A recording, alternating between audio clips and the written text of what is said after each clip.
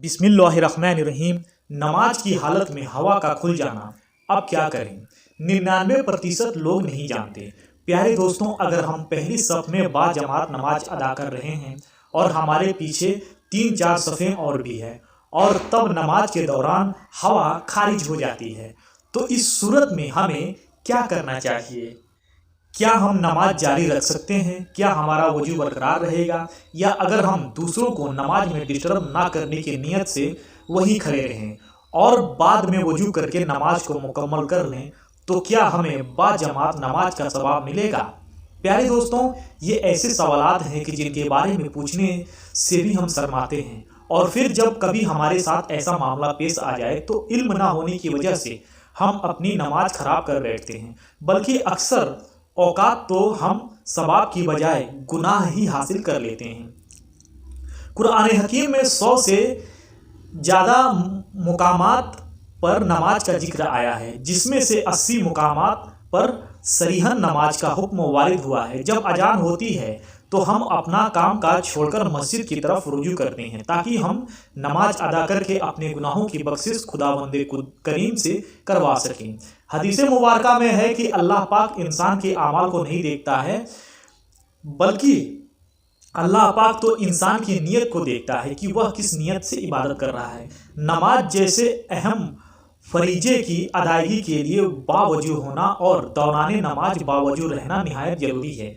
इसलिए हम वजू करके मस्जिद में नमाज अदा करने जाते हैं, क्योंकि वजू के बगैर नमाज अदा करना सवाब की बजाय गुनाह के जुमलों में आता है।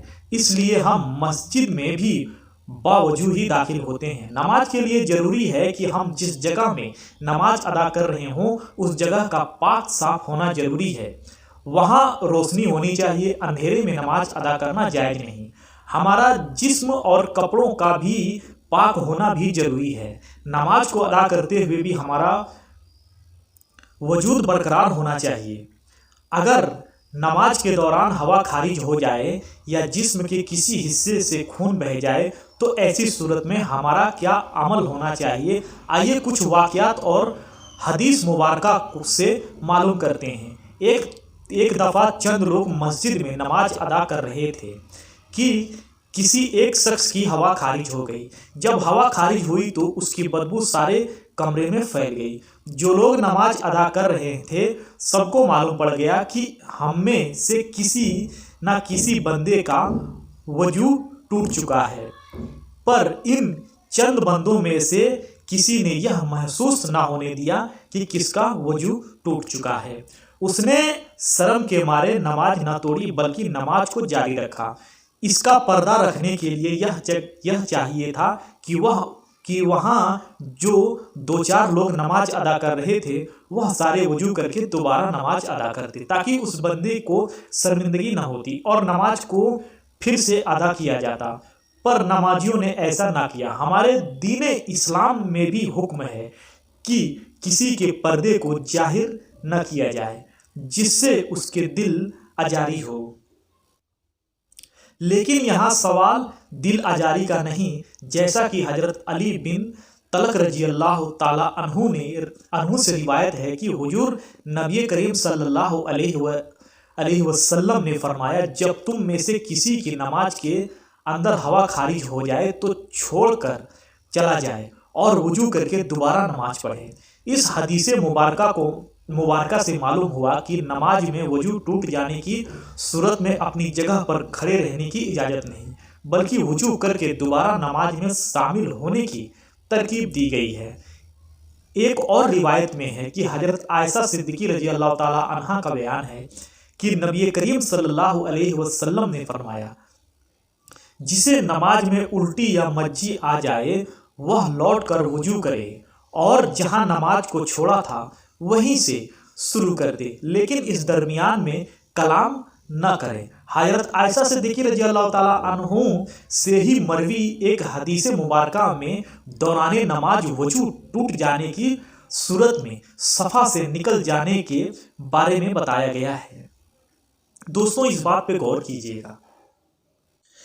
नबी अकरम सल्लल्लाहु अलैहि वसल्लम ने इरशाद फरमाया, अगर कोई नमाज में बेवजू हो जाए तो वह नाक पकड़कर अलहदा हो जाए। حدیث سے واضح ہے کہ اگر کوئی مسلمان بھائی و جماعت نماز ادا کر رہا ہے اور اس کی ہوا خارج ہو چکی ہے، اسے چاہیے کہ وہ پہلی صف میں کھڑا ہو یا دوسری صف میں، اسے چاہیے کہ نمازیوں سے الگ ہو جائے تاکہ اس کی بدبو سے دوسرے نمازی تنگ نہ ہو۔ وہ دوبارہ وضو کر کے جماعت میں شامل ہو جائے، اور اگر کوئی رکعت رہ جائے تو اسے بعد میں مکمل کرے۔ بعض اوقات نماز کے درمیان وہم سا ہونے لگتا ہے کہ اس کی ہوا خارج ہوئی ہے، حالانکہ کچھ بھی خارج نہیں ہوتا۔ یہ شیطانی وسوسہ ہوتا ہے جو انسان کی نماز خراب کرنے اور اس میں عدم خشوع کے لیے پیدا کرتا ہے۔ اس لیے نمازی کو اس وقت تک نماز نہیں توڑنی چاہیے جب تک کہ اسے ہوا خارج ہونے کا پورا یقین نہ ہو جائے۔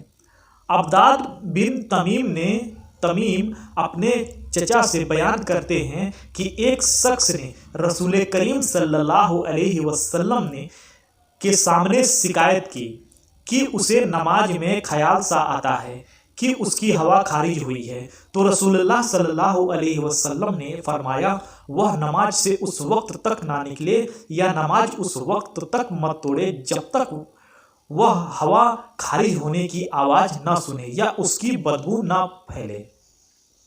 حدیث سے یہ مراد نہیں کہ حکم آواز سننے یا پھر بدبو آنے پر مولک ہے، بلکہ مراد یہ ہے کہ ہوا خارج ہونے کا یقین ہو جائے تو چاہیے کہ اسے آواز نہ بھی آئے ہو اور بدبو نہ بھی سونگھی ہو تو پھر بھی وہ نماز سے الگ ہو جائے۔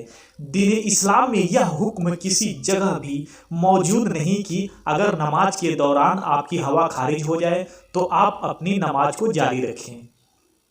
اگر آپ ایسا کرتے ہیں تو آپ ثواب کی بجائے گناہ کو حاصل کر رہے ہوتے ہیں۔ نبی کریم صلی اللہ علیہ وسلم کی حدیث پاک سے یہ ظاہر ہے کہ اگر نماز کے دوران آپ کی ہوا خارج ہو جائے پر آپ شرم کے مارے کسی کو یہ ظاہر ہونا نہیں چاہتے تو ایسی حالت میں اپنے ناک پر ہاتھ رکھ کر نمازیوں سے پیچھے ہو جائیں۔